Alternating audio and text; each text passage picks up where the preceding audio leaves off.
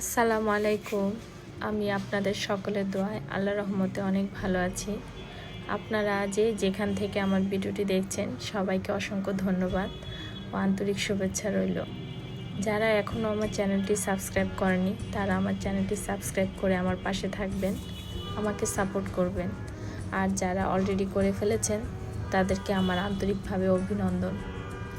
আর হ্যাঁ, আরেকটা কথা বলি, আপনারা কিন্তু আমাকে অনেক সুন্দর সুন্দর গঠনমূলক কমেন্ট করবেন, যাতে দেখে আমার মনটা অনেক খুশি হয়ে যায়। এই তো আজকে আমার গেস্ট চলে যাওয়ার পরে আমি আমার রুমগুলি অনেক সুন্দর করে গুছিয়ে নিয়েছি। তারপরে মাঝখানে মনে হলো একটু চা খাই। আজকে আমার মেয়ে আমার জন্য চা বানিয়েছে, চাটা খেতে অনেক মজা হয়েছে, তাই তার প্রশংসা করছিলাম। চা খেতে খেতে আমার মেয়ের সাথে পড়াশোনা নিয়ে একটু ডিসকাস করছিলাম। তার পরীক্ষা চলতেছে, আর বেশি নেই পরীক্ষার, আর একটা মাত্র পরীক্ষা। যাক, তার সবগুলি পরীক্ষা নাকি অনেক ভালো হয়েছে, আলহামদুলিল্লাহ। সে ক্লাস 10-এ উঠবে। আমার মেয়ের জন্য সবাই দোয়া করবেন। আজকে তেমন কোনো রান্নাবান্না ছিল না, শুধু ঘর গোছানো আর টুকটাক কাপড় চোপড় ধোয়া।